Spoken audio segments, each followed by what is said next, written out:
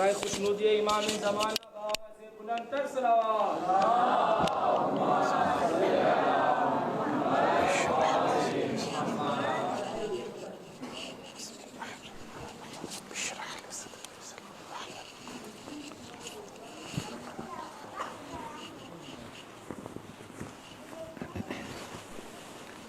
اعوذ باللہ من الشیطان الرجیم، بسم اللہ الرحمن الرحیم۔ الحمد للہ الذی نور قلوب العارفین بنور معرفتہ واثبت فؤاد انبیائہ واولیائہ بقصص الانبیاء والمرسلین واکمل ایمان المسلمین والمؤمنین بولایت علی امیر المؤمنین علیہ السلام۔ اللہم صل علی محمد وآلہ وعجل فرجہ۔ والصلاة والسلام والتحیۃ والاکرام علی افضل الموجودات العبد المؤید والرسول المسدد المصطفى الامجد المحمود الاحمد اعنی ابا القاسم محمد۔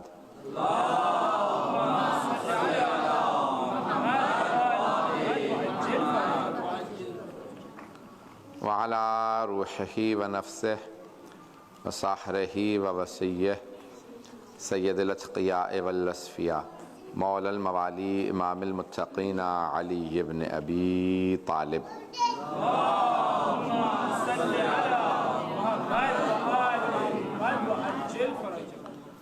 وعلى اوصیائه لا سیما بقیت اللہ فی الارضین روحی وارواح العالمین لتراب مقدمہ الفدا واللعنة الدائمة على اعدائهم اجمعین من الآن الى قیام یوم الدین۔ اما بعد فقد قال اللہ الحکیم فی کتابہ الکریم بسم اللہ الرحمن الرحیم فاقم وجہک للدین حنیفا فطرة اللہ التي فطر الناس علیہا لا تبدیل لخلق اللہ ذلك الدین القیم ولكن اکثر الناس لا يعلمون۔ صدق اللہ العلی العظیم۔ صلوات۔ اللہم صل علی محمد وآلہ وعجل فرجہ۔ وعدہ کیا تھا کہ امام حسن مجتبیٰ علیہ السلام کی زندگی سے متعلق مطالعے پیش کروں گا۔ سلسلے کی تیسری مجلس ہے، ہم فطرت کے عنوان سے آپ کی خدمت میں مطالعے پیش کر رہے ہیں۔ میں نے کل عرض کیا تھا کہ فطرت ہی کا تقاضا ہے، پرسوں میں نے فطرت کا تقاضا ہے توحید کے اندر اعتقاد رکھا جائے۔ یہ ہماری فطرت میں ہے کہ ہم خدا کو ایک مانیں، فطرت میں ہے کہ ہم عدل کو تسلیم کریں۔ پہلی مجلس میں پیش کیا تھا، کل کہا تھا کہ ہادی کا ہونا یہ فطری تقاضا ہے کہ کوئی ہادی ہونا چاہیے۔ صفات کیا ہوں؟ وہ کمالات پہ فائز ہوں۔ انسان زندگی میں کمالات چاہتا ہے، پرفیکشن چاہتا ہے۔ کل ہم نے پرفیکشن کو پیش کیا تھا، اگر آج بات کو آگے بڑھاؤں گے تو ساتھ چلتے رہیں گے۔ میں نے پرفیکشن میں ایک چیز کو پیش کیا تھا، عصمت، اس پہ کچھ سوالات کیے نوجوان نے، تو میں نے انشاءاللہ کہا کہ بعض قرآن میں ایسی آیات ہیں جس کو بہت سے مسلمان جو رسول اسلام کو معصوم نہیں مانتے وہ ان کو آیات کو پیش کرتے ہیں۔ البتہ یہ کہتا چلوں کہ حتیٰ خود بریلوی بھی اہل سنت جو ہیں وہ بھی رسول خدا کو معصوم مانتے ہیں۔ صرف وہابی ہیں جو صرف رسول خدا کو رسول خدا کو معصوم نہیں مانتے، باقی سب رسول خدا کو انفیلیبل اور معصوم مانتے ہیں۔ سنیں گے اس موضوع کو؟ تو اب آئیے ذرا پیش کر رہا ہوں دلیلیں، 3 یا 4 آیات کو پیش کروں گا جن کو وہ پیش کرتے ہیں کہ رسول خدا معصوم نہیں تھے، اور ہم ان کے جواب پیش کرتے ہیں۔ ایک تو سورہ نمبر 80، سورہ عبس۔ بسم اللہ الرحمن الرحیم۔ عبس وتولی ان جاءہ الاعمی وما یدرک لعلہ یزکیٰ ویذکر فتنفعہ الذکریٰ۔ سورہ لمبا، صرف ابتدائی آیات کو ذرا سن لیجیے گا۔ عبس وتولی، سن رہے ہیں؟ عبس وتولی، عبس یعنی ہی فرونڈ، انہوں نے اپنا چہرہ بنا لیا، مکروہ شکل بنا۔ عبس یعنی عبوسا قمطریرا، یعنی غصے والی شکل بنانا، غصے میں کسی کو دیکھنا، آنکھیں چڑھانا۔ عبس وتولی، تولی یعنی رخ پھیر لینا۔ عبس وتولی ان جاءہ الاعمی، جب اس کے پاس، اس کو کہا یہاں پہ جا رہا ہے۔ عبس وتولی، اس نے اپنا چہرہ پھیر لیا، شکل بنائی اور منہ پھیر لیا۔ ان جاءہ الاعمی، جب اس کے پاس ایک نابینا آیا۔ وما یدرک لعلہ یزکا، یعنی اب تفصیل ہے. حضرت عبداللہ ابن ام مکتوم جو نابینا صحابی تھے، بہت غریب تھے، وہ آئے ایک بہت ہی امیر صحابی کے پاس، تو ان سے متعلق ہے. اب بہت سے برادر اہل سنت کہتے ہیں کہ نہیں، رسول خدا سے متعلق ہے کہ عبس وتولی، کہ رسول خدا نے معاذ اللہ اپنا چہرہ بنایا اور رخ پھیر لیا. جب عبداللہ ابن مکتوم جو بہت غریب تھے ان کے پاس آئے، ہم نے پیش کیا اخلاق نبوی ایسا نہیں ہے کہ غریبوں سے رخ پھیر لے، چہرہ بنانے والا پیغمبر کا کردار نہیں ہے. تو اب یہاں پہ کوئی امیر صحابی ہے جس سے متعلق ہے، کوئی بہت ہی غنی ہوگا. پہنچ رہی ہے بات؟ نہیں پہنچ رہی ہے. شیعہ قوم جب تک نام نہیں نہ کہلا رہتی تب تک داد نہیں دیتی، میں نے دیکھا. تو اب یہاں پہ ایک بہت، اب چھٹے امام السلام سے روایت ہے کہ اللہ نے یہ نہیں کہا آپ نے اپنا چہرہ بنا لیا، آپ نے رخ پھیر لیا. جب بھی اللہ قرآن میں کہتا ہے آپ، تو مراد ہوتی ہے پیغمبر اسلام. لیکن جب کہے نا وہ اس نے، تو یہاں مراد پیغمبر اسلام نہیں ہوتے. یہاں پہ کوئی بہت ہی دولت مند، بہت ہی ایک پیسے والے صحابی تھے جنہوں نے عبداللہ ابن مکتوم کو دیکھنے کے بعد شکل سے بنا لی. کبھی تم پیسے مانگنے پھر آ گئے ہو، یا جناب عبداللہ ابن مکتوم غریب تھے، شاید پیسے مانگنے آ گئے ہو، شکل بنائی اور اپنا رخ پھیر لیا کہیں کہ مجھ سے پیسے دوبارہ نہ مانگ لیں. تو اللہ نے فوراً سورہ کو نازل کیا. اب میں اکثر ہم جب پیش کر دیتے ہیں تو کہتے ہیں کہ بھئی آپ لوگوں کو شیعوں کو تو موقع چاہیے کہ صحابہ سے متعلق کوئی غلطی فوراً پکڑ لیتے ہیں آپ لوگ. بھئی آپ خود سوچئے کہ آپ پیغمبر سے متعلق آیت کو پیش کریں تو آپ کو محسوس نہیں ہوتا کہ حبیب خدا سے متعلق آیا؟ ایسا ممکن ہے؟ پیغمبر سے متعلق برداشت ہے، صحابی سے متعلق برداشت نہیں ہے. پتہ نہیں بات پہنچ رہی ہے نہیں پہنچ رہی.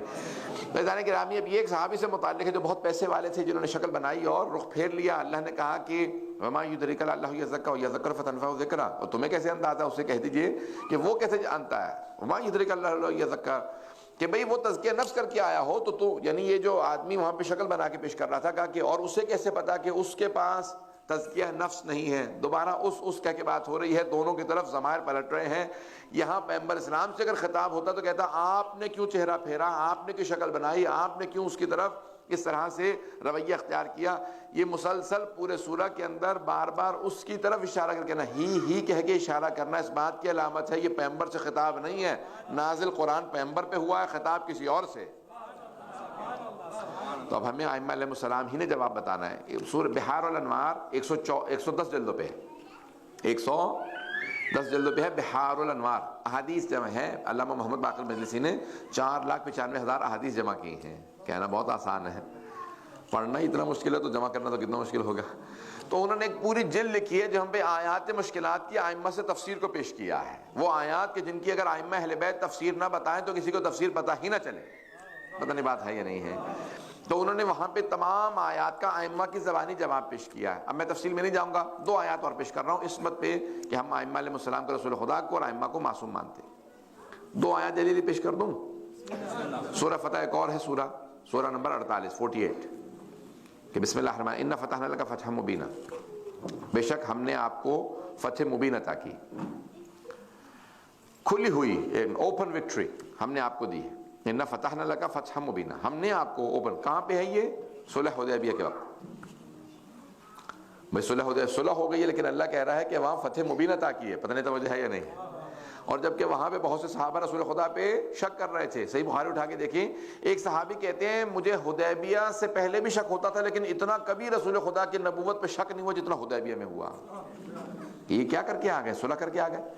وہ کہہ رہے ہیں کہ آپ کا اگر کوئی آدمی پکڑ لیا تو ہم اس کو گرفتار کر لیں گے، مار دیں گے، لیکن اگر آپ نے ہمارا کوئی آدمی پکڑا تو آپ واپس کر دیں گے. پیغمبر نے مان لی. پتہ نہیں توجہ ہے یا نہیں. آپ 3 سال تک نہیں آئیں گے. یہ ساری شرائط ان کی مان لی. اللہ کہہ رہا ہے انا فتحنا لک فتحا مبینا، ہم نے آپ کو فتح مبین عطا کی ہے، بہت کھلی ہوئی وکٹری عطا کی ہے، آپ ہی کی فتح ہوئی ہے. وہاں مسلمان معاذ اللہ صحابہ کہہ رہے ہیں کہ نہیں ہمیں تو شک ہے، پتہ نہیں نبی بھی ہے نہیں ہے. توجہ ہے میرے ساتھ.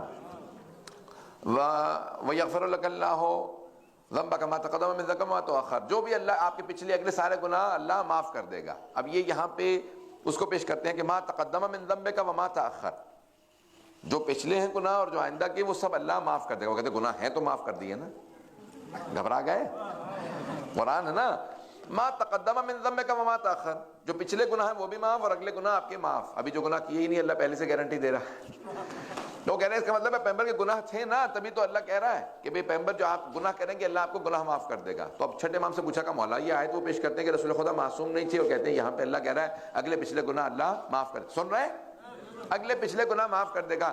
تو کہا قرآن کی آیات کو الگ الگ مت پڑھنا، دو طریقے ہیں، ایک آیات کو کانٹیکسٹ میں دیکھنا کہاں پہ آئی ہیں، اور دوسرے کبھی خود تفسیر نہ کرنا، آل محمد سے پوچھنا وہ بتائیں گے تفسیر کیا۔ تو پوچھا مولا بتائیے آپ کے نزدیک تفسیر کیا؟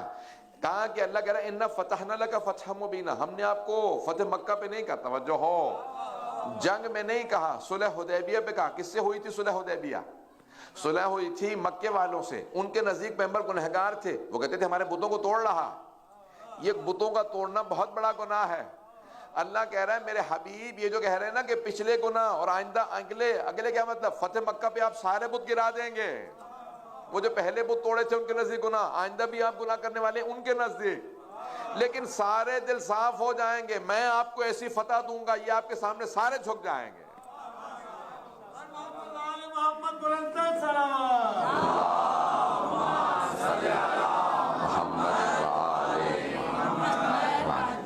بات واضح ہو گئی ہے؟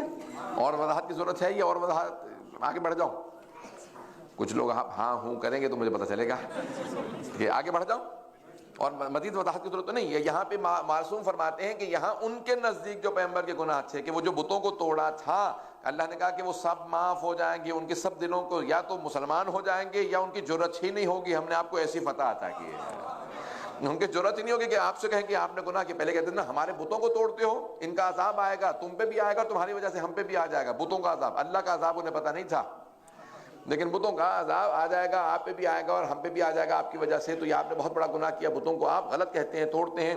تو پیغمبر اسلام نے، اللہ نے کہا میرے حبیب ابھی آئندہ فتح مکہ ہونے والی ہے، ایک بات یہاں پہ کہہ کے آگے بڑھ جاؤں گا، اور یہ کہے بغیر میں آگے نہیں بڑھ سکتا کہ پیغمبر اسلام نے امیر المومنین علی بن ابی طالب سے کہا یا علی آپ بتوں کو توڑ دیجئے، آپ بتوں کو توڑ دیجئے، کسی اور صحابی سے نہیں کہا، صرف علی بن ابی طالب سے کہا، صرف علی بن ابی طالب سے کہا یا علی آپ سارے بتوں کو توڑ دیجئے، لات منات حبل و عزا، یہ جتنے ہزاروں بت انہوں نے لگا رکھے ہیں سارے بت توڑ دیجئے۔ دو وجوہات تھیں، ایک کہ بھئی وہ سارے کے سارے رضی اللہ عنہم ہیں، یہ ہے کرم اللہ وجہہ ان کے حساب سے، اور دوسرے ہمارے حساب سے کہ بھئی اللہ نے رسول اسلام سے کہا علی سے کہنا بتوں کو توڑ دیں، کہیں ایسا نہ ہو کہ دوسرے صحابہ سے کہیں اور جیسی بتوں کو دیکھیں شرمندہ ہو کہ بھی کل تو تجھے پوچھ رہا تھا آج توڑنے آ گیا ہوں۔ تو اب وہ امیر المؤمنین ہی واحد ہستی ہیں کہ جب بتوں کو دیکھیں گے تو کہیں گے نہ کل تمہیں پوجا تھا نہ آج تمہیں مانتا ہوں۔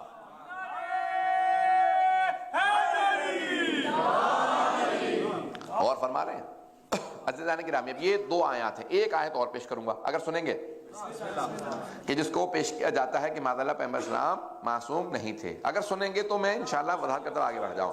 اب آئیے سورہ ضحیٰ، سورہ ضحیٰ ذہنوں میں ہوگا، چاشت کا وقت، بسم اللہ والضحیٰ واللیل اذا سجی ما ودعک ربک وما قلی وللآخرۃ خیر لک من الاولی ولسوف یعطیک ربک فترضی الم یجدک یتیما فآوی ووجدک ضالا فہدی ووجدک عائلا فاغنی۔ بھئی یہ تین آیات پیش کرنی ہیں، آخری ساری سورہ میں نے تلاوت کر کے چلیں شرف حاصل کر لیا، آخر کی دو آیات نہیں پڑھی، 9 آیات پڑھی ہیں، 3 آیات کی تفسیر۔ الم یجدک یتیما فآوی، اے میرے حبیب کیا ہم نے آپ کو یتیم پا کے گود نہیں لے لیا؟ الم یجدک یتیما فآوی، کیا اس نے اللہ نے آپ کو یتیم پا کے گود نہیں لے لیا؟ بھئی گود تو لیا ہے جناب ابو طالب نے، اللہ کہہ رہا ہے نہیں یہ ابو طالب نے گود نہیں لیا، ہم نے گود لیا۔ بھئی اللہ پورے قرآن کو اٹھا کے دیکھ لے، ذمہ داری سے پیش کر رہا ہوں، کسی مقام پہ اللہ نے کبھی کسی کافر کے فعل کو اپنا فعل نہیں کہا، ہمیشہ معصومین کے فعل کو اپنا فعل کہا، ہمیشہ نبی کے فعل کو، وما رمیت اذ رمیت ولکن اللہ رمی۔ اے میرے حبیب یہ جو کنکریاں آپ نے 3 شیطانوں کو ماری ہیں، یہ کنکریاں آپ نے نہیں ماری، اللہ نے کنکریاں ماری، توجہ ہو۔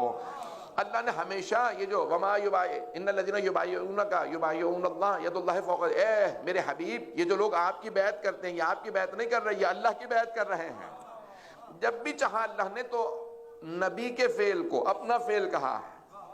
اب یہاں پہ اللہ کہہ رہا ہے یہ ابو طالب نے گود نہیں لیا، ہم نے گود لیا، نہ جانے کس طہارت سے، کس پاکیزگی سے، کس اخلاص سے، کس عزت سے جناب ابو طالب نے حبیب خدا کو پالا، کہا کہ اے ابو طالب یہ آپ کا کام نہیں یہ ہمارا کام ہے، یہ ہم نے پالا ہے، یہ ہم نے گود لیا. الم یجد کا یتیم فآویٰ ووجدک ضالا فہدیٰ, یہ بیچ والی آیت جس کو لوگ کہتے ہیں کہ معصوم نہیں. آخری آیت کو پیش کر دوں, ووجدک عائلا فاغنیٰ, اور ہم نے آپ کو بے مایا پایا, دولت نہیں تھی, فاغنیٰ مستغنی کر دیا, ہم نے آپ کو دولت مند کر دیا. یہ دولت تو جناب خدیجہ نے دی تھی.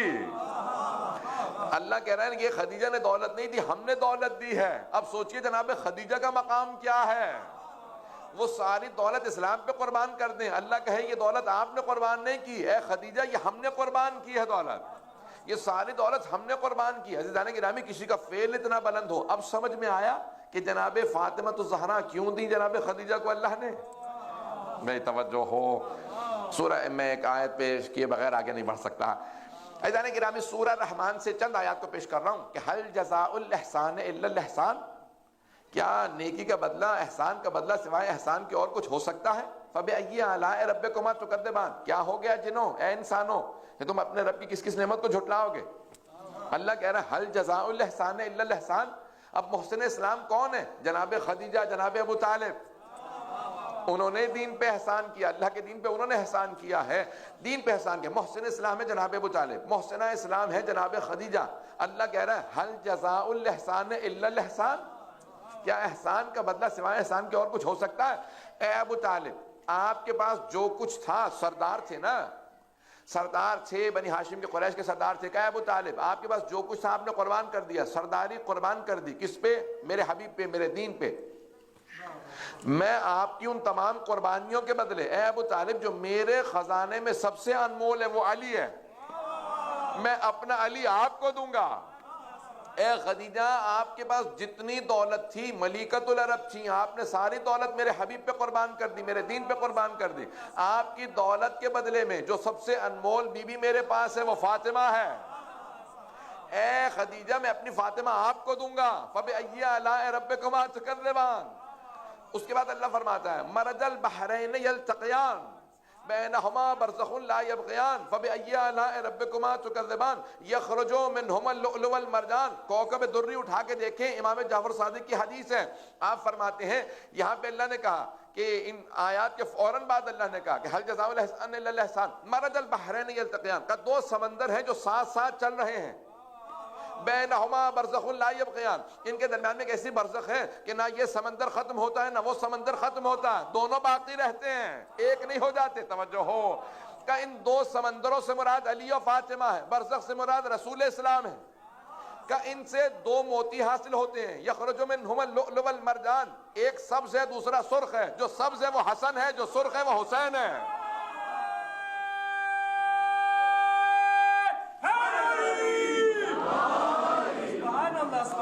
میں انشاءاللہ جب تک بولنے کی عادت نہیں ڈالوں گا میں بھی پڑھتا رہوں گا, کہ ہر کم از کم سر منہ بولتے رہیں, کچھ نہ کچھ بولتے رہیں, ثواب بھی ملتا ہے. سبحان اللہ, وہاں کہنے سے اہل بیت علیہم السلام کے ذکر کو سن کے جتنا بھی بولیں گے اتنا ثواب ہی ملے گا.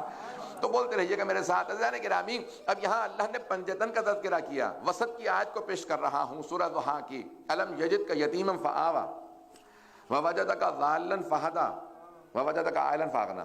اب یہاں پہ بیچ کی آیت کیا ہے؟ ووجدک ضالا, ضال جمع اس کی ہے ضالین, ولضالین. توجہ ہو, ووجدک ضالا فہدیٰ, ہدا ہدایت سے ہے. اور اب یہ ظاہری ترجمہ لیں گے بغیر اہل بیت علیہ السلام کے, تو ترجمہ بنا دیتا ہوں, بتا دیتا ہوں جو بھائیوں کے ترجمہ ہے, اگر سنیں گے. بھائیوں کے ترجمہ یہ ہے ووجدک ضالا فہدیٰ, اور اللہ نے آپ کو گمراہ پایا, ہدایت دے دی. کسے کہا؟ رسول اسلام کو. بھائیوں کا ترجمہ یہی ہے. بھائیوں سے مراد بڑے بھائیوں کا, یعنی اہل سنت ہمارے بڑے بھائی ہیں, ان کا پیش کر رہا ہوں. تو بھائی مانتے ہیں ان کو, ہمارے بزرگ ہیں, ہمارے محترم ہیں. تو اب تمام اہل سنت کا ترجمہ یہ ہے کہ ووجدک ضالا فہدیٰ, اللہ نے آپ کو گمراہ پایا, ہدایت دے دی. چھٹے امام سے پوچھا مولا یہاں سے جب خود پیغمبر اسلام گمراہ تھے, اللہ نے ہدایت دی ہے, قرآن کی آیت ہے. مولا نے کہا جو خود ہی گمراہ ہو وہ دوسروں کو کیا ہدایت دے گا؟ اب میں نے توجہ ہے نہیں. جو خود گمراہ رہا ہو, کسی کو ٹوکے کہیں گے بھی کہ چند سال پہلے تو آپ بھی ایسے ہی تھے, آج مجھے ٹوک رہے ہیں. توجہ ہو, کب پیغمبر گمراہ نہیں تھے, آیت کا مطلب نکلے گا ضالن, ضال کی جمع ضالین. پروردگار ہمیں ضالین میں قرار نہ دے, واحد ضال.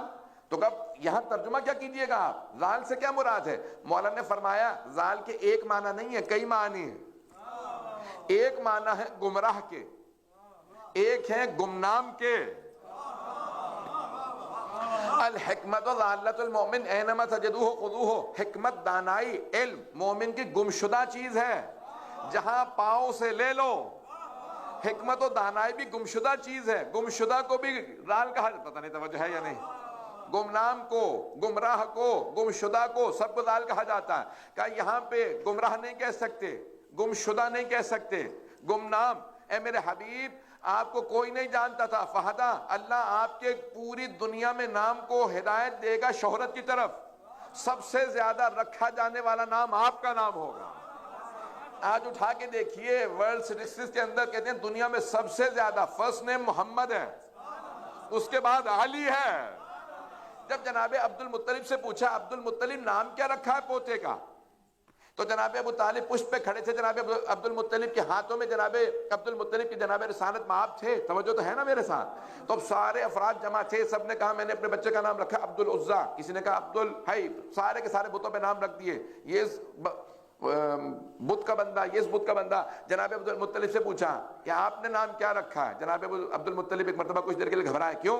کیونکہ جانتے تھے ان کی جان کو خطرہ ہے، ساری دنیا دشمن ہے، سب دیکھ کے مکے میں آئے تھے کہ کچھ آثار مکے میں ایسے آئے ہیں، مکے کے آثار بتا رہے تھے کہ خاص ہستی آئی ہیں، میں آج وقت زیادہ لوں گا، پہلے سے بتا رہا ہوں۔ تو بزرگان گرامی کو خاص ہستی آئی ہیں، کوئی ستارہ ٹوٹ کے آیا ہے، وہ جو بت تھے سارے کے سارے زمین پہ گر گئے تھے۔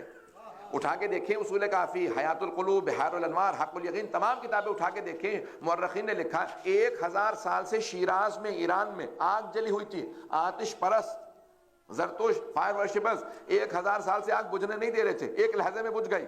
اب سب پریشانی ہے کہ 1000 سال سے ہم نے آگ بجھنے نہیں دی، ایک لحظے میں بجھ کیسے گئی؟ اتنی لکڑی موجود تھی، توجہ، لکڑیاں موجود ہیں پھر بھی آگ بجھ گئی۔ شیطان نے اپنے سارے کے سارے چیلوں کو جمع کیا کہ کوئی حادثہ ضرور ہوا ہے، جتنے دنیا میں شرک کے میں نے مرکز بنائے تھے سارے ڈوبتے نظر آ رہے ہیں، بت زمین پہ گرتے نظر آ رہے ہیں، آگ جس کو لوگ پوچھتے ہیں وہ بجھ گئی ہے، ستارہ ٹوٹ کے مکے میں گرا ہے، کون سا حادثہ ہوا؟ تو کسی نے کہا عبد المطلب کے ہاں ایک بیٹا ہے، نام ہے عبداللہ، اس کے ہاں ایک بیٹا آیا ہے محمد۔ کہ لگتا ہے، کہا کہ محمد وہ تو نہیں جس کا نام جنت کے دروازے پہ لکھا تھا؟ کہا ہاں، لا الہ الا اللہ محمد رسول اللہ۔ اب یہ سارا کا سارا کلمہ لکھا نا، علی ولی اللہ، فاطمہ تو امت اللہ، الحسن والحسین سید شباب اہل الجنہ، بھائی جنت کے دروازے پہ یہی لکھا تھا۔ آپ تو ایسے پریشان ہو رہے ہیں جیسے مجھے ہی پتا بس۔ تو وہاں لکھا ہے جنت کے دروازے پہ کہ جنت لا الہ الا اللہ، کوئی معبود نہیں سوائے اللہ کے، محمد اللہ کے رسول ہیں، علی اللہ کے ولی ہیں، فاطمہ اللہ کی کنیز خاص ہیں، حسن حسین جوانان جنت کے سردار ہیں۔ ایک بہت بزرگ عالم دین سے کہتے تھے اگر کوئی دشمن اہل بیت جنت پہ پہنچ بھی گیا، اگر جنت پہ پہنچ بھی گیا تو ویسے جنت میں نہیں جائے گا، ارے یہ جنت نہیں ہے، شیعوں کا امام باڑہ ہے۔ پتہ نہیں توجہ ہے یا نہیں ہے؟ عزیزان گرامی، یہ کتنی باریکیاں، وہاں پہ سارے نام لکھے ہیں، کہ یہ وہی محمد تو نہیں کہ جو جنت کے دروازے پہ نام رکھا تھا، آدم کے پیشانی میں جس کا نور تھا، سارے انبیاء علیہ السلام اس کی بشارت دیتے رہے کہ ہاں یہ وہی محمد ہیں۔ اب سب پریشان تھے، جیسے سب کے سب پہنچے تو جناب عبد المطلب سے سوال کیا آپ نے نام کیا رکھا ہے؟ جناب عبد المطلب سے سوال کیا آپ نے نام کیا رکھا ہے اپنے پوتے کا؟ کہا سمیتہ محمد، بلند آواز سے جناب عبد المطلب نے کہا میں نے اپنے اس پوتے کا نام محمد رکھا ہے۔ سب متحیر و پریشان، صلوات پڑھیں گے پیغمبر کی ذات پہ۔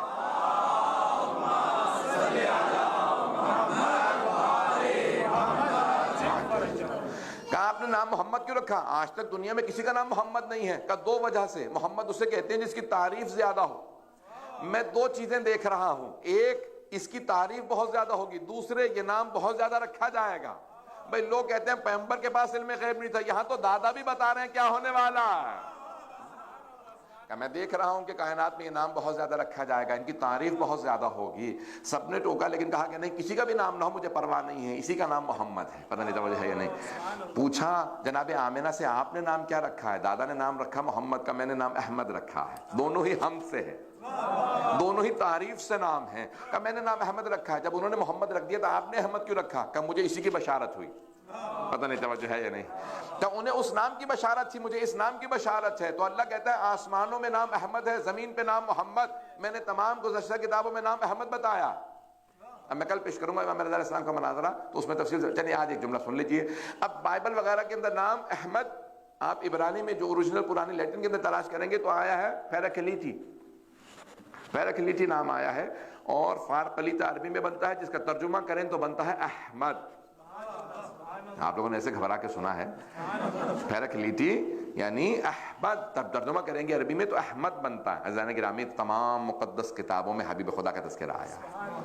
میں باقی دلیل کل پیش کروں گا. تو اب یہاں پہ کہا ووجدک ضالا فہدی، ہم نے آپ کو گمنام پایا، آپ کے نام کو شہرت دی ہے. جب بھی آپ اہل بیت کے بغیر تفسیر کو پڑھیں گے، تفسیر سمجھ میں نہیں آئے گی. کوئی آپ کو قرآن پڑھانے بیٹھے گا، نہ جانے کیا پڑھا کے اٹھے. اس لیے آل محمد سے قرآن کو پڑھیں، انہیں سے تفسیر کو سیکھیں. وہ بتائیں گے قرآن کیا ہے، تفسیر کیا ہے، جو وارثان قرآن ہے. بات واضح ہو رہی ہے عزیزان گرامی؟ ان میں سے ایک ہے امام حسن مجتبیٰ. جب ایک مرتبہ کوئی گروہ آیا زکوٰۃ لے کے، 6 سوال لے کے آیا. بچوں کو سمجھ میں آ رہے ہیں یا نہیں آ رہے مجھے نہیں پتا، میں انگلش میں بہت تیز اردو میں چل رہا ہوں. رفتار زیادہ میری ویسی ہوتی ہے، اور اگر مجھے وقت کی قلت کا احساس ہونے لگے تو رفتار بڑھنے لگتی ہے. تو اب تھوڑا تھوڑا ساتھ دیتے رہیے گا، ہمت کر کے نوجوانوں کو جو ہے ساتھ متوجہ رکھیں. عزیزان گرامی، اب ایک بادشاہ روم نے زکوٰۃ بھیجی اپنے ایک ایلچی کے ہاتھ، بہت سے محافظ ساتھ بھیجے، گارڈز کے ساتھ. اونٹوں پہ سونا چاندی لدا ہوا تھا، سونا چاندی، درہم دینار سارے اونٹوں پہ لے کے آ رہے تھے. وہ بہت زیادہ سونا چاندی، کتنے اونٹ ہوں گے، ایک ہی اونٹ ہو تو کتنا سونا چاندی ہوتا ہے. تو اونٹوں کے اوپر وہ زکوٰۃ لے کے آیا. اس نے کہا بادشاہ نے 6 سوال دیے، پہلے سوال کے 3 حصے ہیں، جو بھی 6 سوالوں کے جواب دے گا اسے زکوٰۃ دے دوں گا. پیغمبر اسلام کا تو وصال ہو چکا، کہ ان کی جگہ کون ہے؟ تو کسی نے کہا بھی ان کی جگہ آئیے میں لے چلتا ہوں. تو مسجد نبوی میں تخت پہ بیٹھے تھے کوئی صاحب، نام نہ لو تو ویسے ہی لوگ ہو جاتے ہیں، لے لو تو بھی پریشان ہو جاتے ہیں. تو پوچھا کہ بھئی یہ 6 سوال ہیں، زکوٰۃ میں اتنی لے کے آیا ہوں، جو جواب دے گا اس کو زکوٰۃ دے دی جائے گی. انہوں نے کہا بھئی کیا سوال کیا؟ کہ پہلا سوال یہ ہے، اس کے 3 حصے. سوچنے لگے، کہنے لگے پہلا سوال تو بہت مشکل ہے، یہ تو جواب نہیں آتا. دوسرا سوال شاید آسان ہو، دوسرا سوال بتاؤ. اس نے دوسرا سوال یہ ہے. اس نے کہا دوسرا سوال پہلے سوال سے زیادہ مشکل ہے. تیسرا سوال کیا ہے؟ تیسرا سوال سنا. انہوں نے کہا یہ تو پہلے دونوں سوال سے زیادہ مشکل ہے. 6 سوال سنے. اس کے بعد انہوں نے کہا بھئی یہ سوالات کی تم نے تانتا باندھا ہوا ہے، زکوٰۃ دینی ہے تو زکوٰۃ دو، یہ سوالات کا کیا معاملہ ہے؟ تو ان کا حضور زکوٰۃ میری نہیں. بادشاہ نے زکوٰۃ دے کے بھیجی. اس نے کہا جو سوالوں کے جواب دے اسے زکوٰۃ دے دوں، کبھی مجھے جواب نہیں آتے، کبھی آپ معلوم کر لیجئے کسی سے. تو جو ساتھ میں بیٹھے تھے صاحب، انہوں نے کہا ان سے پوچھ لیتا ہوں کبھی آپ کو جواب آتا ہے؟ انہوں نے کہا کہ جب تمہیں ہی جواب نہیں آتا تو مجھ سے کیوں پوچھ رہے ہو؟ معلوم کرو. ان کا بھی بہت زیادہ شرمندگی کا سامنا. یہ آدمی بار بار وہی سوال دہراتا جاتا ہے اور وہ توہین کر رہا تھا. کبھی تمہیں جواب نہیں آتا، معاذ اللہ یہ دین جھوٹا معلوم ہوتا ہے. جن کو کوئی یہاں عالم ہی نہیں ہے، کسی کو جواب نہیں آتا، معاذ اللہ تمہارے نبی بھی جھوٹے تھے. جب اس نے یہ کہا تو اب پورے مسلمانوں میں حیجان کی کیفیت طاری ہونے لگی کہ کسی کو جواب نہیں آتا. کبھی اپنی بیٹی سے پوچھ لو، شاید انہیں آتا ہو. بیٹی سے پوچھا کبھی کوئی ان سوالوں کے جواب جانتی ہو؟ کہ نہیں میرے بھی ذہن میں کچھ نہیں. جب سب طرف سے پریشان ہو، کبھی تم نے زکوٰۃ دینی ہے، زکوٰۃ دو نہیں تو چلے جاؤ. جب باہر نکلا تو اس نے بہت زیادہ توہین شروع کی. اس نے کہا کہ ایسے لوگ ہیں کسی کو جواب نہیں آتا. جناب سلمان نے کہا خبردار، دین کی توہین نہ کرنا، پیغمبر کی توہین نہ کرنا. پیغمبر صادق نبی تھے اور جو دین کے وارث ہیں وہ آل محمد ہیں.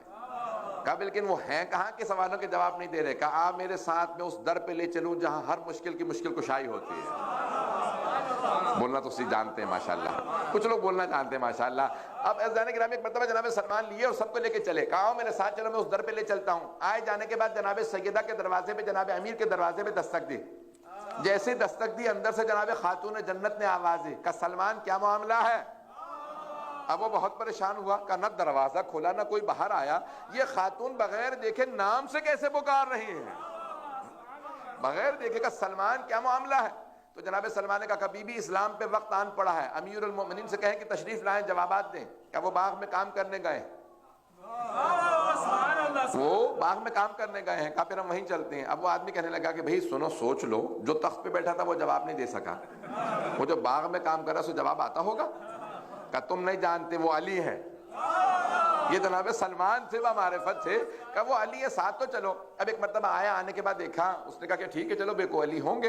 آیا، آنے کے بعد جناب سلمان نے آواز دی اور وہ سارا مجمع اس کے ساتھ، گارڈز وغیرہ سارا سونا چاندی، ساری زکوٰۃ لدی ہوئی اونٹوں پہ. وہ آدمی آیا، دیکھا جناب امیر باغ میں کام کر رہے ہیں. جناب سلمان نے کہا کہ یا امیر المومنین تشریف لائیے، سوالوں کے جواب دیں. امیر المومنین آئے، ہاتھ میں گودال تھا، اسپیڈ ہاتھ میں تھا، پاؤں میں گارا تھا، ابا قبا پہ پیوند لگے ہوئے تھے. اس نے ایک مرتبہ سر سے لے کے پاؤں تک دیکھا. کہا یہ میرے سوالوں کے جواب دیں گے؟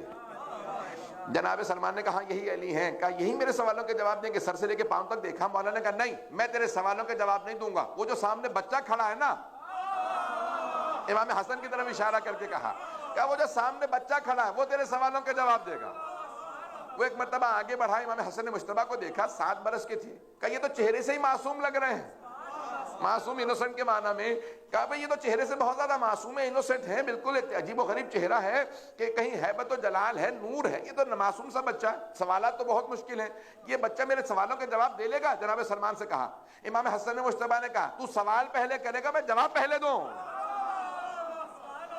جیسے کہا نا تو سوال پہلے کرے گا میں جواب پہلے دوں. تو ایک مرتبہ اس نے کہا اچھا بتائیے میرے کتنے سوال ہیں؟ امام نے کہا تیرے 6 سوال ہیں. اب وہ پریشان ہوا، جیسے آپ خاموش بیٹھے وہ بھی خاموش تھا. کہا 6 سوال ہیں؟ امام نے کہا ہاں تیرے 6 سوال ہیں. پہلے سوال کے 3 حصے ہیں، سن جواب کیا؟ امام نے جواب دیے. وہ قدموں میں گر گیا. کہا کہ برخوردار، آج کے بعد سے آپ کو اور آپ کے بابا کو ان باغوں میں کام کرنے کی ضرورت نہیں، میں اتنا سونا چاندی لایا ہوں. امام حسن نے جب اپنے بابا کی طرف، جناب امیر کی طرف دیکھا، کہا بابا کیا حکم ہے؟ کہا بیٹا حسن جائیے فقراء مدینہ میں سارا سونا چاندی تقسیم کرائیے، یہ سب تقسیم کرائیے، یہ زکوٰۃ ہے، صدقہ آل محمد پہ حرام ہے.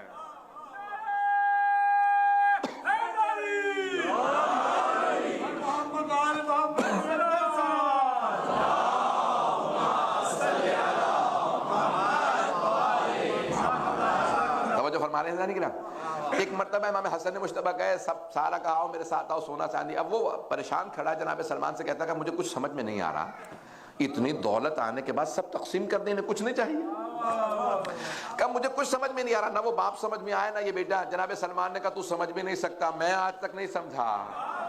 ان کی معرفت حاصل کرنا بہت مشکل کام ہے. امام حسن نے مجتبیٰ گئے، گھنٹوں بعد واپس آئے. اس نے کہا مجھے کچھ سمجھ میں نہیں آ رہا، آپ کا اتنی دولت ہوتے میں آپ کو باغ میں کام کرنا منظور ہے؟ یہ دولت نہیں چاہیے. امام نے کہا تو سمجھا نہیں، میرے بابا مجبور نہیں ہے کام پہ. نہیں پہنچا پا رہا. میرے بابا مجبوراً کام نہیں کر رہے، اختیار سے کام کر رہے ہیں. یہ ولایت مطلقہ کے مالک ہیں. کہا یہ میرے بابا ہیں. کہا مجھے ابھی بھی کچھ سمجھ میں نہیں آیا. جناب سلمان نے کہا بس یہی سمجھ لے کہ تو نہیں سمجھ سکتا. اگر بات پہنچ گئی ہو تو بس یہی سمجھ لے کہ تو نہیں سمجھ سکتا. میں آج تک یہی سمجھا ہوں کہ میں نہیں سمجھ سکتا. ہم بھی یہی سمجھے ہیں کہ ہم نہیں سمجھ سکتے. جتنا ہم سمجھے ہیں وہ ہماری سمجھ سے بالا تر ہے. آل محمد کہا ہی انہیں جاتا ہے، معصوم اسے کہتے ہیں جو سمجھ سے بالا تر ہو.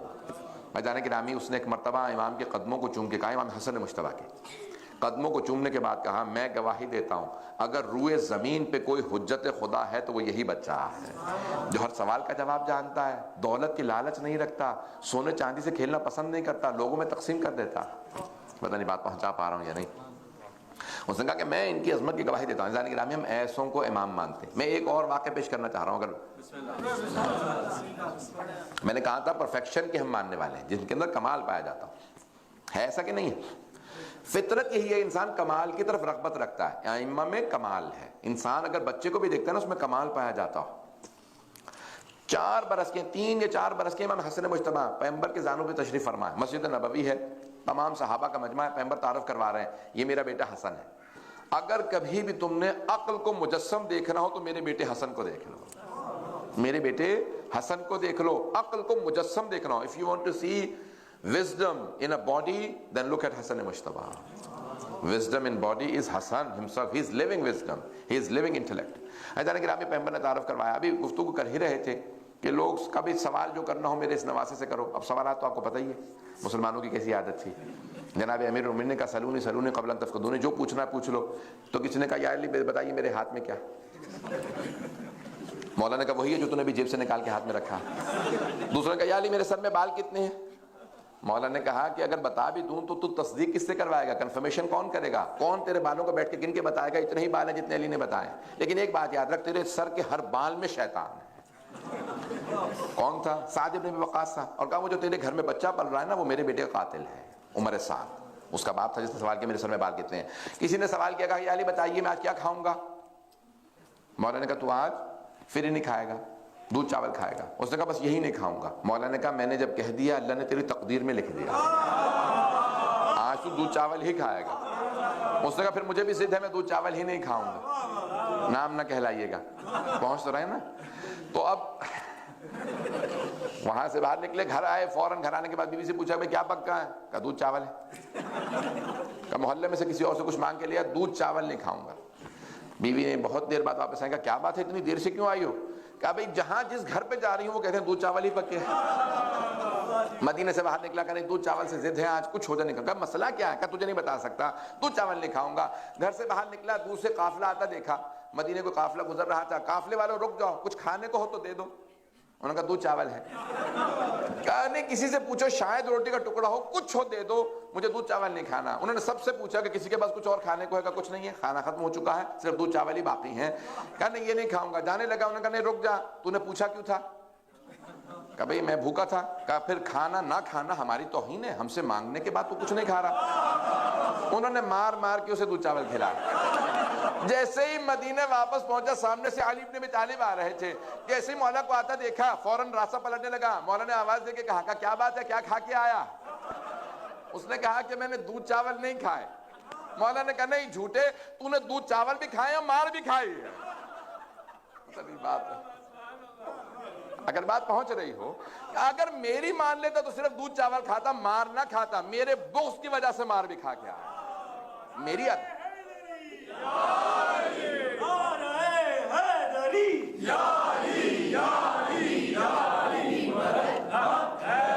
میری عداوت کی وجہ سے, میرے بغض کی وجہ سے, میرے کینے کی وجہ سے تجھے اتنی مار پڑی ہے. اگر مان لیتا تو یہی پتہ نہیں توجہ ہے یا نہیں ہے. تو اب لوگوں کی عادت تھی کہ اس طرح کے سوالات کرتے تھے. مولا فرماتے ہیں کبھی سوال اس لیے نہ کرو کہ دوسروں کا امتحان لو, اس لیے بھی سوال نہ کرو کہ اپنے علم کا اظہار کرو. نہج البلاغہ ہے, اٹھا کے دیکھیں.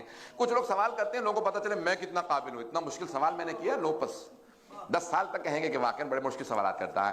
کہ اتنے مشکل سوال کا مولا کہتے ہیں کبھی اس لیے امتحان نہ کرو کہ اگلے کا امتحان لوں گا, نہ اس لیے سوال کرو کہ اپنے علم کا اظہار کرو, نہ اس لیے سوال کرو کہ کبھی یہ کہو کہ دوسرے کی تذلیل کروں گا, صرف اس لیے سوال کرو کہ سیکھنے کی نیت ہو.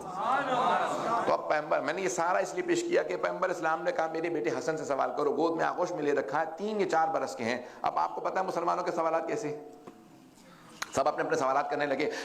اتنے میں کوئی بہت ہی باہیبت باجلال ایک وجیح شخصیت جو بزرگ ہیں آئے. سر پہ امامہ تھا, ابا قبا پہن رکھی تھی, کمر پہ پٹکا تھا, ہاتھ میں عصا تھا, چلنے کا انداز بتا رہا تھا. بوڑھے ہیں, جوانی میں شیر رہے ہوں.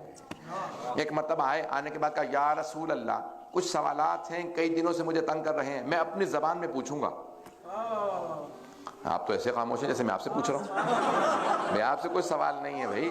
اب ایک مرتبہ کہا کہ یا رسول اللہ میں اپنی زبان میں سوال کروں گا. اب مجمع سارا پریشان, کبھی اپنی زبان میں سوال کریں گے. حسن تو عرب ہے, 3-4 برس کے بچے کو کیا پتہ ان کی کون سی زبان ہے. وہ کہنے لگے میں اپنی زبان میں سوال کروں گا. پیغمبر اسلام نے کہا جس زبان میں چاہے تو سوال کریے میرا بیٹا. انہوں نے سوالات کیے, امام حسن مجتبیٰ نے جوابات دیے. وہ اٹھے جانے لگے, کہا یا رسول اللہ میری تشفی ہو گئی, مجھے دل کو سکون ملا ہے, قرار آ گیا, ہر سوال کا جواب ایسا دیا ہے جیسا ہونا چاہیے. یہ کہا جانے لگے. پیغمبر نے دیکھا صحابہ پریشان ہیں, کہا یہ کون تھے, کس زبان میں سوال کر رہے تھے؟ پیغمبر اسلام نے کہا یہ میرا بھائی خضر تھا, یہ میرا بھائی خضر ہے. انہیں کچھ سوالات تنگ کر رہے تھے, اپنی عبرانی زبان میں سوال کیا, عبرانی ہیبرو زبان میں سوال کیا. میرے بیٹے حسن نے جواب دیا, انہوں نے کہا کہ میں گواہی دیتا ہوں انہوں نے ہر سوال کا صحیح جواب دیا ہے. یہ واقعی حجت خدا ہے. نہیں پہنچا سکا بات کو.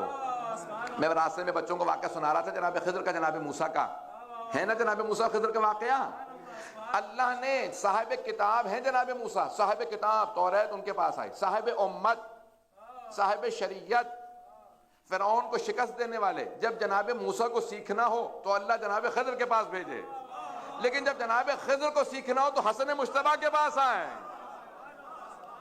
یہ حسن مجتبیٰ کا مقام ہے, یہ حسن مجتبیٰ علیہ السلام کی عظمت ہے کہ خضر جیسے نبی ان کے پاس سیکھتے ہیں. اللہ اکبر, یہ آل محمد ہیں, یہ اہل بیت نبوی ہیں. عصمت کا درجہ کچھ اور ہے ان کی, ان کا امتحان, ان کے علم کا رتبہ کچھ اور ہے. عزیزان گرامی, سخاوت امام کی جو صفات ہیں ان میں سے سب سے بڑی صفت ہے سخاوت. کریم اہل بیت, سب سے زیادہ سخی اہل بیت علیہ السلام. جہاں سب سخی ہوں, جہاں میں دیکھیں ایک خاندان میں کوئی خوبصورت نہیں ہے, ایک بچہ خوبصورت ہو, کہیں گے یہ بہت خوبصورت ہے. جہاں سبھی خوبصورت ہوں, کہیں رسول خدا ہوں کہ جن کے لیے صحابہ خود کہتے تھے یا رسول اللہ ہم آپ کو دیکھنے کے بعد جو چلا جاتا ہے واپس آ کے پھر پوچھتا ہے یہ کون ہے. جو نہیں مانتا وہ کہتا ہے یہ لگتا ہے زمین کے نہیں آسمان سے نازل ہوئے ہیں. آپ اتنے خوبصورت ہیں, آپ کے چہرے پہ اتنا نور ہے, جلال ہے کہ یا رسول خدا, جب اب میں تفصیل کا وقت نہیں, کہا آپ اتنے خوبصورت, اور وہ پیغمبر علی سے کہیں یا علی انت کا بدر الدجا, آپ کا چہرہ 14ویں کے چاند جیسا ہے. جہاں سب خوبصورت ہوں, حسن و حسین بھی خوبصورت ہوں. امام حسن کے لیے ملتا ہے کہ جب آپ اپنے صحن میں کھڑے ہوتے تھے تو سارا مجمع مدینہ رک جاتا تھا امام حسن مجتبیٰ کو دیکھنے کے لیے. میں توجہ ہو, نکلا ہی لفظ حسن و حسین حسن سے ہے, دونوں بہت خوبصورت, لیکن اس خاندان میں امیر المؤمنین جناب عباس سے متعلق ہیں ھذا قمر بنی ہاشم. اب سوچیں جناب عباس کتنے خوبصورت ہوں گے, پتہ نہیں توجہ ہے یا نہیں ہے.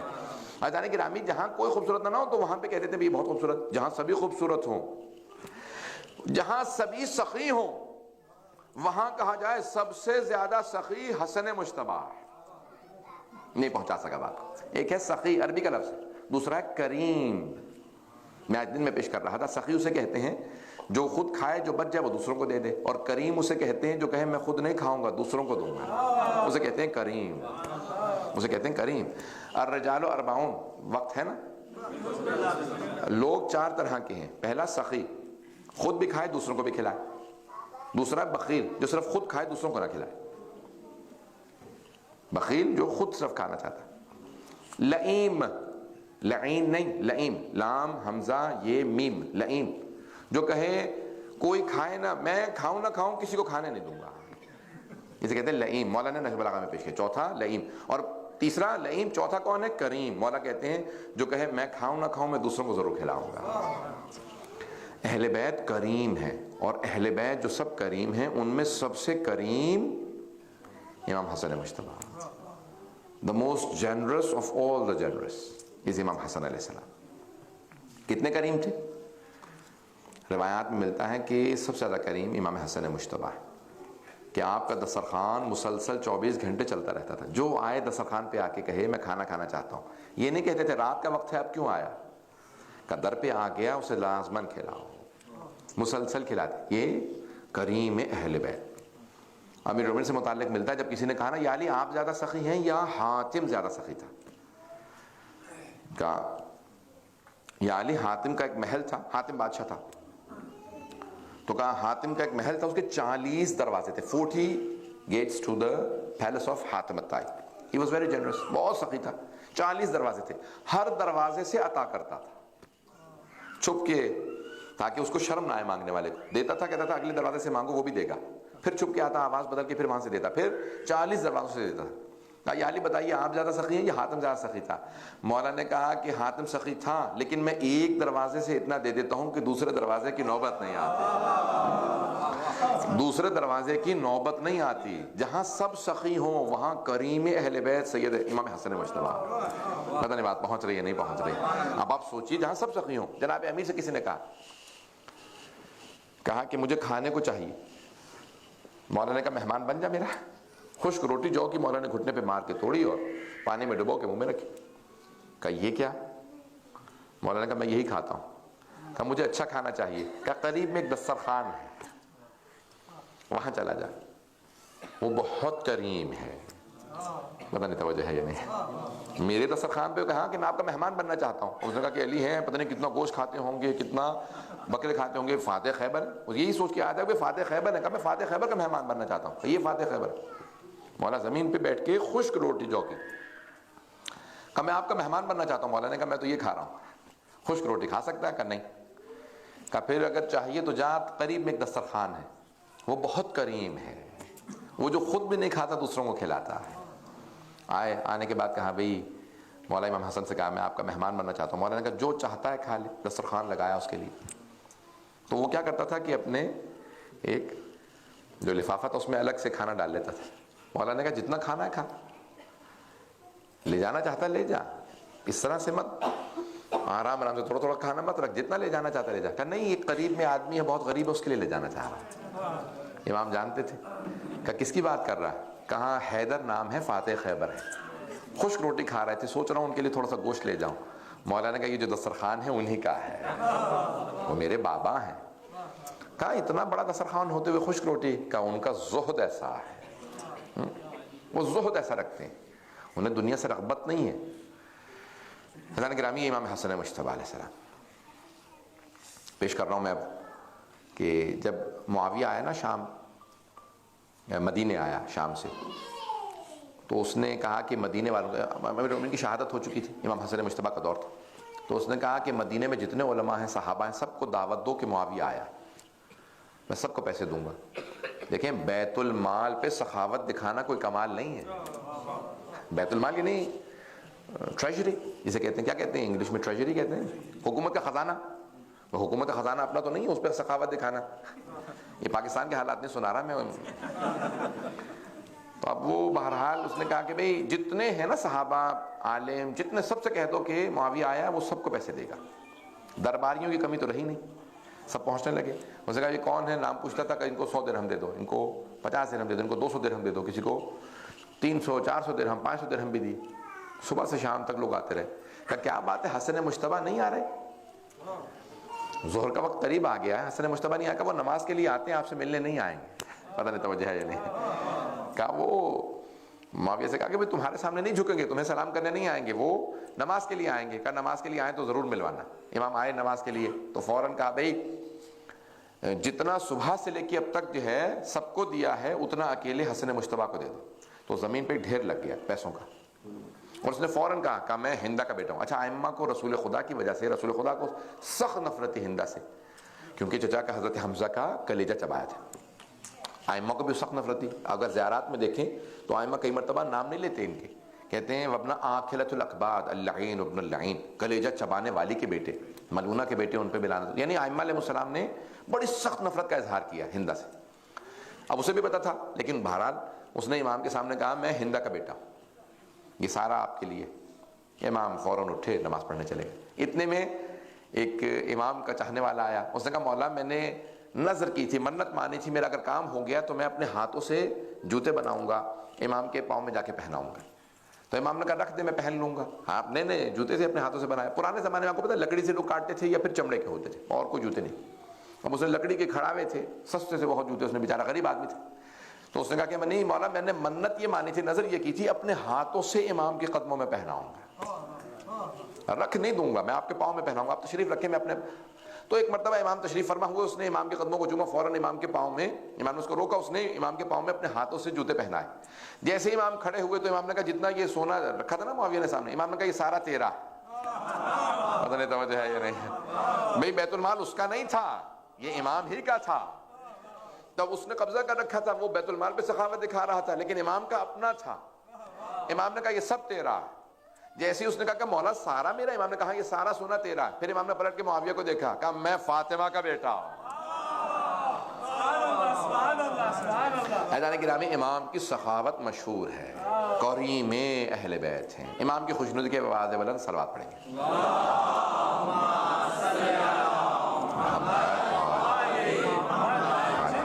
وقت گزر گیا ہے, اگر میں 5 سے 10 منٹ اور لوں گا, اس کے بعد پھر مسائل پہ آؤں گا. حضرات گرامی, اب یہ تاریخ بتاتی ہے امام علیہ السلام کی کہ امام بے انتہا سخی ہیں, بے انتہا حلیم ہیں, بردبار ہیں, بے انتہا امام میں حلم ہے, تحمل, برداشت, بڑے تحمل سے لوگوں کے ساتھ پیش آتے تھے. اور لیکن بہت شجاع ہے. صفین کے موقع پہ جب ایک مرتبہ امام حسن مجتبی نے سنا نا, امیر المومنین امام حسن حسین کو جنگ نہیں کرنے دیتے تھے, لڑنے نہیں دیتے, کہتے کام نہیں کہتے تھے. کسی نے حضرت عباس سے کہا جو اس وقت صرف 13 برس کے تھے, کہا عباس آپ تو بچے ہیں, صرف 13 برس کے ہیں, حسن حسین دونوں جوان ہیں. ایک آپ سے 22 سال بڑے ہیں, 23 سال بڑے ہیں, دوسرے 24 سال بڑے ہیں. 24 سال امام حسن, 23 سال امام حسین, اور 22 سال جناب زینب کبریٰ. کہا وہ 23-24 سال بڑے ہیں آپ سے. توجہ ہے یا نہیں ہے؟ علی کبھی بھی حسن حسین سے کام نہیں کہتے, ہر کام آپ سے کہتے ہیں. عباس پانی لاؤ, عباس وضو کرنا ہے, عباس مصلی بچھاؤ, عباس زرہ لاؤ, عباس مجھے تلوار لے کے آؤ, ہر کام آپ سے. کوئی حسن حسین سے کام نہیں کہتے. کہا تو نے قرآن نہیں پڑھا؟ کہا قرآن میں کہاں اس بات کا ذکر ہے؟ کہ قرآن میں اللہ نے کہا ند ابنانا و ابناکم, تم اپنے بیٹوں کو لے کے آؤ, ہم اپنے بیٹوں کو لے کے آئے. اللہ نے حسن حسین کو رسول خدا کا بیٹا بتایا ہے. میرے بابا رسول خدا کے بیٹوں کو حکم نہیں دیتے, اپنے بیٹے کو حکم دیتے ہیں. کہ اس کی کوئی مثال دے سکتے ہیں؟ کہ حسن حسین میرے بابا کی آنکھیں ہیں, میں اپنے بابا کا ہاتھ ہوں. میرے بابا اپنے ہاتھ سے آنکھوں کی حفاظت کرتے ہیں، اس لیے ہر کام مجھ سے کہتے ہیں. پتہ نہیں بات واضح ہے یا نہیں ہے. تو اب جناب حسن مجتبیٰ نے جب سنا نا کہ صفین میں معاویہ نے پانی بند کر دیا، قبضہ کیا اس نے دجلہ پہ اور کہا کہ پانی بند کر دو. جیسے پانی بند کیا امام حسن نے کہا بابا اب مجھے اجازت دیجیے. آئے، جنگ کی اور پورے فوج کو اٹھا کے پھینک دیا. جب سارے لشکر کو دھکیلا تو ایک مرتبہ مولا نے کہا پانی آزاد ہے، اپنی فوج سے کہا پانی آزاد ہے. تو کچھ فوجی آئے مولا کے امیر المومنین کی فوج سے صفین میں، کہا مولا اگر آپ کہیں تو ہم معاویہ کے لشکر کا پانی بند کر دیں. مولا نے کہا نہیں، پانی بند مت کرنا. کہا مولا لیکن انہوں نے ہمارا پانی بند کر دیا تھا. مولا نے کہا وہ ان کا کردار تھا، یہ ہمارا کردار ہے. جب ہمارے پاس پانی ہو تو ہم دشمن کا پانی بند نہیں کریں گے. کتنے کریم ہیں، پتہ نہیں بات واضح ہے یا نہیں. جو دشمن معاویہ جیسے دشمن کا پانی بند نہ کرے، کہا کوئی بات نہیں، جانوروں کو سب کو پانی پینے دینا، دشمنوں کو پانی پینے دینا، میں پانی بند نہیں کروں گا. ہم پانی بند نہیں کریں گے، ہم آل محمد ہیں، ہم دشمنوں کا پانی بند نہیں کرتے. ان کے اور ہمارے کردار میں بہت فرق ہے. مروان ایک مرتبہ مسجد نبوی میں امام حسن مجتبیٰ تشریف فرما تھے، خطبہ دے رہے تھے، تو اس نے ایک مرتبہ جسارت شروع کی، گستاخی کرنے لگا. کس کی شان میں؟ امیر المؤمنین کی شان. نام لے کے اس نے گالی بکی.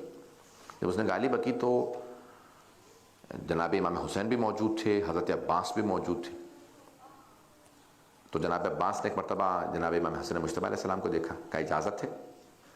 گستاخ امام کو گالی بکنے والا ناسبی و خارجی واجب القتل ہے. کہا اجازت ہے میں اسے مار دوں؟ کہا امام نے اجازت دی. کہا اس نے ہمارے سامنے بابا کو گالی بکی.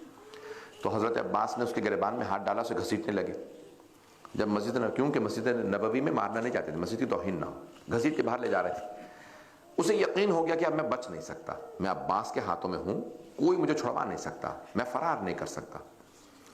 تو ایک مرتبہ اس نے پلٹ کے امام حسن مجتبیٰ کو دیکھا اور رو کے کہا آپ کو آپ کی ماں زہرا کا واسطہ، عباس سے کہیں مجھے جانے دیں. تو جناب امام حسن مجتبیٰ نے فوراً امام حسین سے کہا عباس سے کو چھوڑ دے، جانے دے. تو جناب عباس نے جانے دیا. کہ مولا کیا وجہ تھی، آپ نے کیوں جانے دیا اسے؟ کہ اگر مجھے کوئی میری ماں فاطمہ کا واسطہ دے دے میں کبھی رد نہیں کرتا. چلا جلتی دیجیے گا، اب لائٹ جلتی رہے.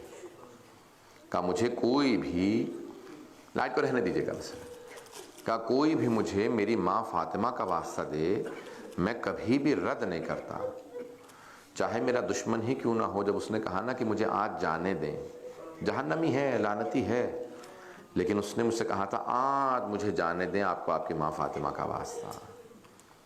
عزیزان گرامی، امام حسن مجتبیٰ جب دیکھتے تھے نا ان لوگوں کو جو دروازے پہ آگ لے کے آئے تھے، تو روایت کے الفاظ ہیں امام حسن مجتبیٰ دیوار کا رخ کر کے کھڑے رہتے تھے کہ انہیں جا لینے تو پھر جاؤں گا.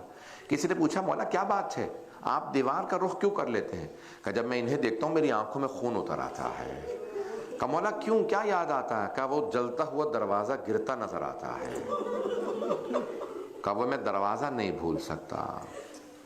کہ مولا امام حسین پہ وہ کیفیت طاری نہیں ہوتی جو آپ پہ کیفیت طاری ہو جاتی ہے، کیا وجہ ہے؟ کہ حسین نے وہ نہیں دیکھا جو میں نے دیکھا ہے. کہ کیا دیکھا ہے آپ نے؟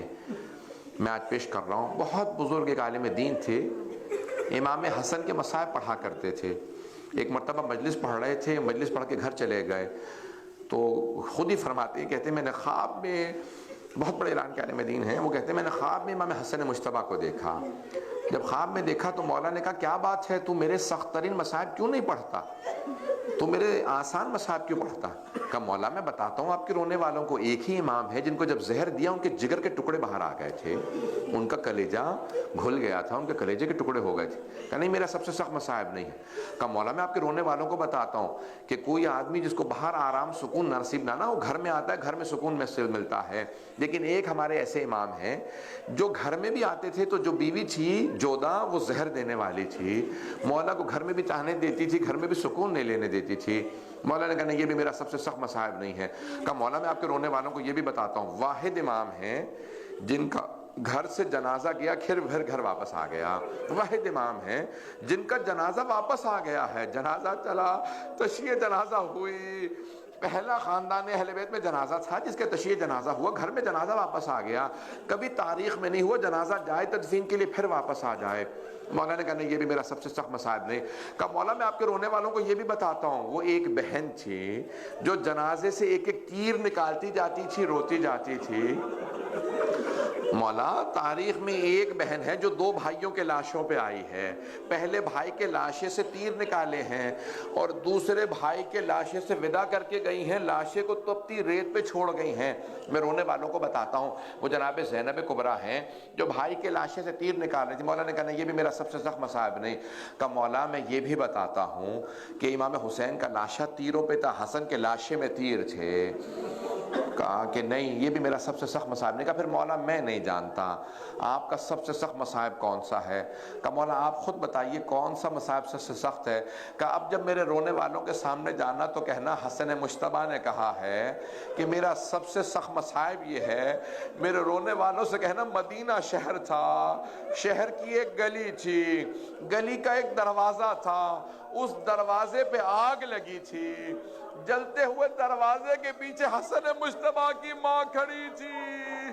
میرے رونے والوں سے کہنا جب دروازہ گرا میں دیکھ رہا تھا، میں نے اپنی آنکھوں سے دیکھا میری ماں پہ دروازہ گرا۔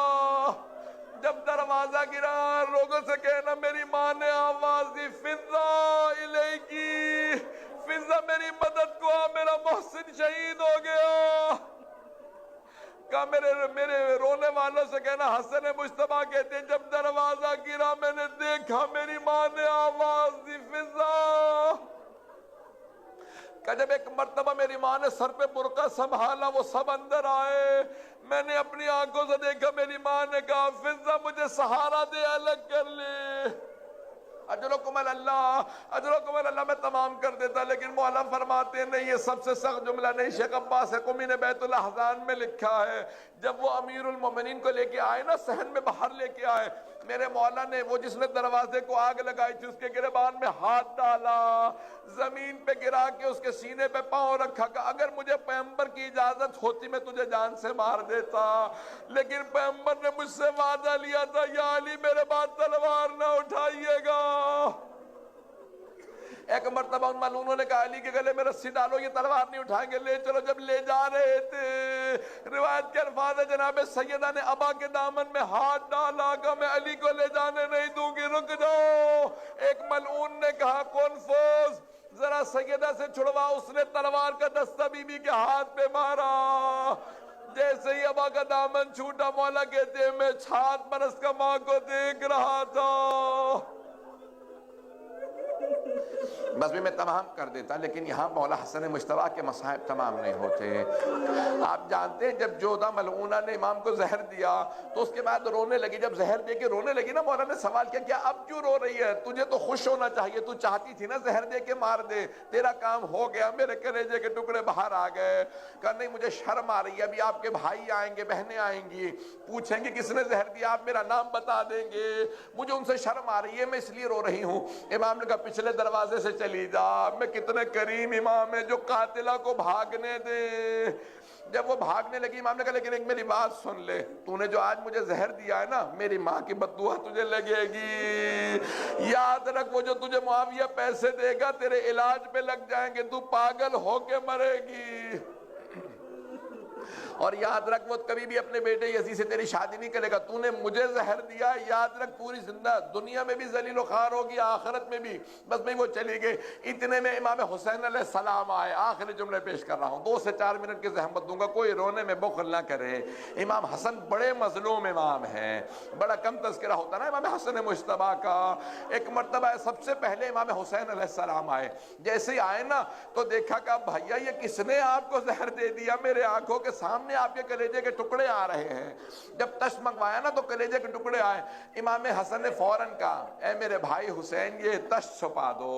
کہ بھیا تش کو کیوں چھپا دوں؟ کہ ابھی زینب آنے والی ہے، زینب سے میرے جگر کے ٹکڑے برداشت نہیں ہوں گے، یہ تش چھپا دو۔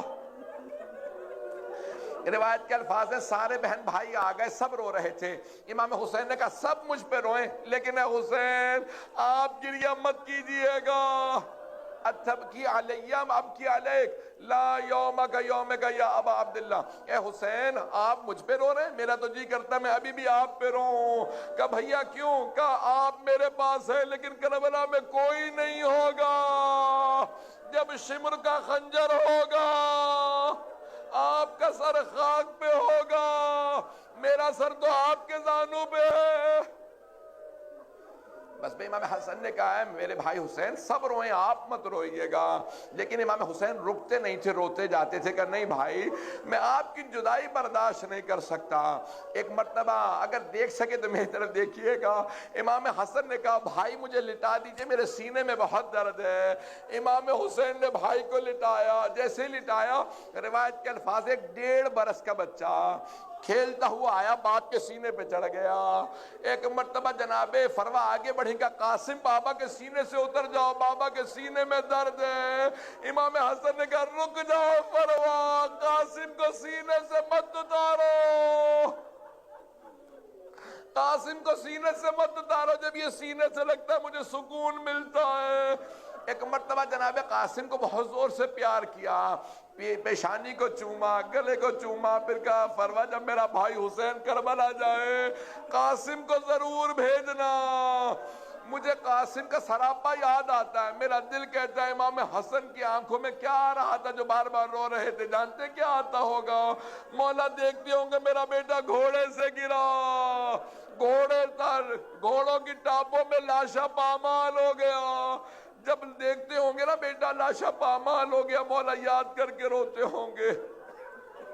میں نے تمام کر دیا، بس بھئی 2 منٹ کی زحمت دوں گا، تمام ہو گئے مسائل، تمام ہو گئے۔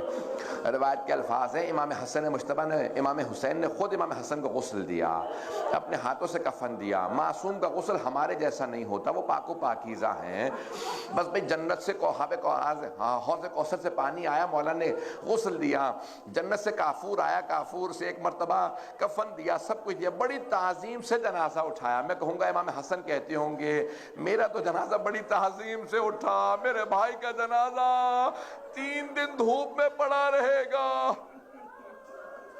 روایت کے الفاظ ہیں امام حسن نے وصیت کی، کہا بھائی امام حسین سے کہا بھیا مجھے میرے نانا کے پہلو میں دفنا دینا، لیکن اگر کوئی جنگ ہونے لگے نا، کوئی دفنانے سے منع کر دے تو مجھے جنت البقیع میں لے جانا، میرے نانا کے شہر میں جنگ نہ کرنا۔ بس میں بڑی تعظیم سے جنازہ اٹھا، جناب زینب دروازے تک آ گئیں، جب دروازے پہ آئی نا تو سارے چھوٹے چھوٹے بچوں کو روکا کہ بچوں آپ جنازے کے ساتھ نہ جائیے گا، بی بی جانتی تھی نا ابھی حملہ ہونے والا ہے۔ اتنے میں ایک مرتبہ جیسے ہی پہنچے روضہ رسول پہ کوئی خاتون مجمع کو لے کے آئے، کہا نہیں خبردار ہم دفن نہیں ہونے دیں گے، پیغمبر کے ساتھ کوئی دفن نہیں ہو سکتا۔ ایک مرتبہ کسی نے کہا کبھی آپ جمل پہ آ جاتی ہیں، آج خچر پہ آئی ہیں، یہ حسن رسول کا نواسہ، کا نہیں مجھے کوئی نواسہ نہیں معلوم۔ ایک مرتبہ اشارہ کیا، کہا تیر برساؤ اگر جنازہ واپس نہ جائے، تیر چلنے لگے، جناب عباس نے ایک مرتبہ تلوار کھینچنا چاہی، کہا مولا امام حسین سے کہا مولا اجازت دیجئے، کہا نہیں عباس اجازت نہیں ہے۔ جناب عباس رونے لگے، کہا مجھے نجف میں بابا کے جنازے کے ساتھ جانے کی اجازت نہیں ملی، نہ بھیا حسن کے لاشے پہ تیر برسے اجازت ملی۔ میں کہوں گا مولا ابھی صبر کیجئے، کربلا میں بھی اجازت نہیں ملے گی۔ اجرکم اللہ، بس بھی جنازہ واپس آیا، جناب زینب ابھی بھی دروازے پہ تھی، جنازہ واپس آ گیا۔ اب کفن سفید نہیں تھا، کفن سرخ ہو گیا تھا۔ جناب زینب نے رو کے کہا اماں ذرا آ کے دیکھو یہ آپ کا حسن۔ ایک ایک تیر نکالتی جاتی تھی، بی بی روتی جاتی تھی۔ میں نے تمام کر دیا، ایک جملہ کہوں، جب جناب زینب ودا کر رہی تھی کہ پہلا جنازہ اٹھا تھا خاندان اہل بیت سے، پیغمبر کو گھر میں دفنایا، جناب سیدہ کو چھپا کے دفنایا، امیر المومنین کو چھپا کے دفنایا، یہ پہلا تشییع جنازہ تو مسلمانوں، یہ تمہارے نبی کا نواسہ پہلا جنازہ اٹھا ہے، تم نے اس پہ اتنے تیر مارے۔ میں کہوں گا ہاتھ جوڑ کے بی بی ابھی اور دیکھیے گا، کربلا میں لاشے پہ تیر نہیں برسائے جائیں گے، لاشے پہ گھوڑے دوڑائے جائیں گے۔ الا لعنت اللہ علی القوم الظالمین۔ وَسَيَعْلَمُ الَّذِينَ ظَلَمُوا أَيَّ مُنْقَلَبٍ يَنْقَلِبُونَ.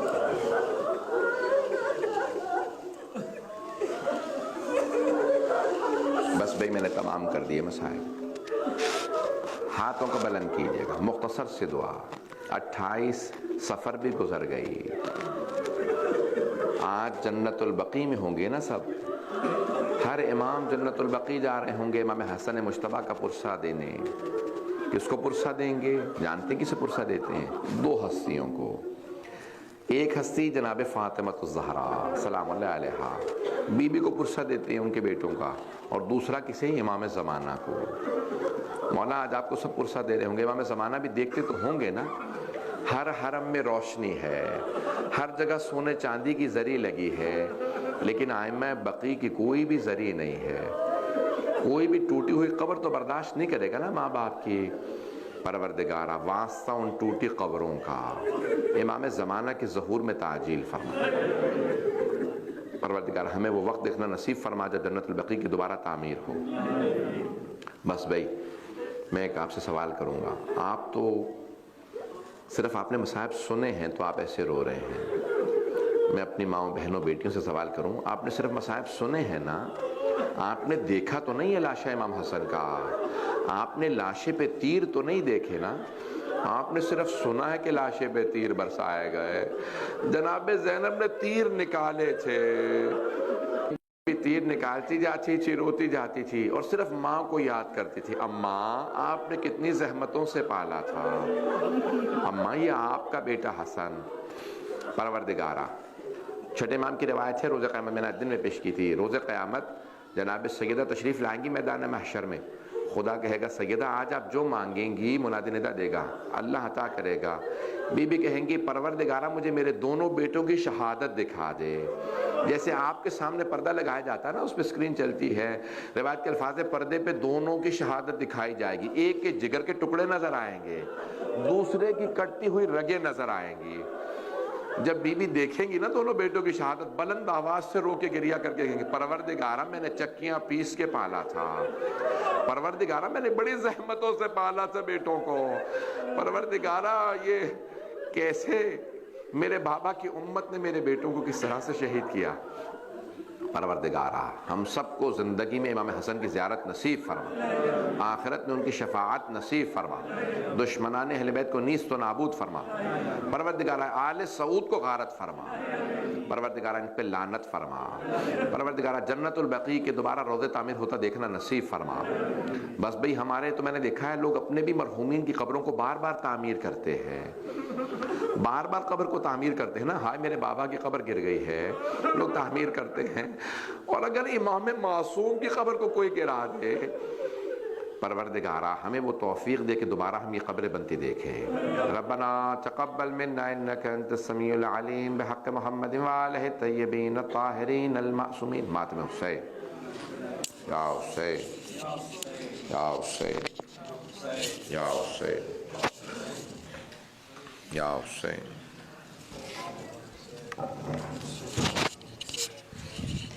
یا حسین یا حسین یا حسین یا حسین یا حسین.